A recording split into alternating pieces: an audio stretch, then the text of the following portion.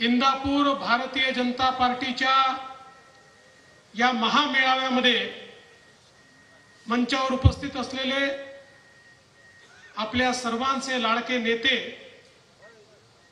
ज्यांनी खऱ्या अर्थानं इंदापूर तालुक्याचा विकास केला आणि या तालुक्याचं चित्र बदललं, असे माजी मंत्री आमचे मित्र हर्षवर्धन पाटीलजी, श्री राहुल दादा कुल, वासुदेव नाना काळे, शरद जामदारजी, अविनाश गोलपजी, पृथ्वीराज जाचकजी, चंद्रराव अण्णा तावडे, जेबी अण्णा गावडे, स्नेहलताताई दगडे, युवा नेत्या आणि ज्यांनी या क्षेत्रात जिल्हा परिषदेच्या माध्यमातून उत्तम काम केलं ते अंकिताताई पाटील, ॲडव्होकेट कृष्णाजी यादव, युवा नेते राजवर्धन पाटील, मानवतरावजी वनवे, नवनाथजी पडळकर, देवराजजी जाधव, रंजनजी तावरे, मुरलीधरजी निंबाळकर, तानाजीराव घोलप, आकाशजी कांबळे, माऊली चौरे, या ठिकाणी उपस्थित गजानन वागसे, माऊली बनकर, अतुल तिरखडकर, शीतलताई साबळे, मंचावर उपस्थित सर्व मान्यवर, कोणाचं नाव सुटलं असेल तर मी क्षमा मागतो, आणि उपस्थित सर्व माझ्या भगिनी आणि बंधूंनो, आज खरं म्हणजे या ठिकाणी विशेष रूपानं आपली भेट घेण्याकरता मी आलो. आपल्या सर्वांना कल्पना आहे 2019 साली जनतेने महाराष्ट्रामध्ये भारतीय जनता पक्षाच्या नेतृत्वाखालील महायुतीला पूर्ण बहुमत दिलं. दुर्दैवाने त्यावेळी आपल्या इंदापूर तालुक्यामध्ये छोटासा अपघात झाला. आमचे 25 वर्षाचे स्नेही असलेले हर्षवर्धनजी आमच्या आग्रह खातर 2019 साली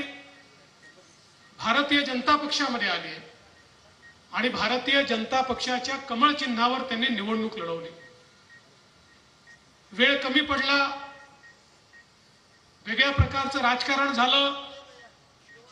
आणि अगदी 2000 मताने या ठिकाणी हर्षवर्धनजींना पराभव स्वीकारावा लागला. मनाला बोचणारा पराभव होता. आम्हाला सगळ्यांना पूर्ण अपेक्षा होती की हर्षवर्धनजी निवडून येतील, पण 2019 हे वर्षच अनपेक्षित घटनांचं वर्ष होतं. आपल्याला कल्पना आहे की पूर्ण बहुमत मिळाल्यानंतर देखील आपल्या सोबत आणि विशेषतः जनतेच्या मतांसोबत, जनतेच्या मॅन्डेट सोबत एक षडयंत्र झालं आणि त्या ठिकाणी वेगळ्या प्रकारचं सरकार हे स्थापन करण्यात आलं. जे लोक एकमेकाच्या विरोधात लढले होते त्या लोकांनी केवळ खुर्ची करता, केवळ पदाकरता त्या ठिकाणी युती केली आणि युद्धोजींसारखा आमचा 25 वर्षाचा मित्र आणि मित्रपक्ष निव्वळ खुर्ची करता पवार साहेबांच्या सोबत गेला, काँग्रेस सोबत गेला आणि एक वेगळं सरकार त्या ठिकाणी तयार झालं. बंधू भगिनींनो, 2.5 वर्ष सरकार चाललं आणि त्या काळामध्ये एक मोठा संघर्ष आपल्याला करावा लागला. आपल्याला कल्पना आहे सातत्याने कोरोनाचा काळ असो की इतर काळ असो, ज्या प्रकारचा अन्याय हे सरकार सामान्य जनतेवर करत होतं, ज्या प्रकारचा व्यवहार या सरकारचा आपल्याला पाहायला मिळत होता, ज्या प्रकारची वसुली या सरकारच्या माध्यमातून चालली होती, महाराष्ट्राच्या इतिहासातील सर्वात मोठं वसुली सरकार हे 2.5 वर्ष त्या ठिकाणी आपल्याला पाहायला मिळालं. आणि त्याच वेळी आपल्याला कल्पना आहे की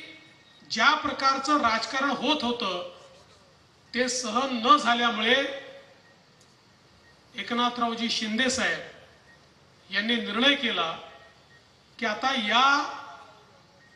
महाविकास आघाडीमध्ये मी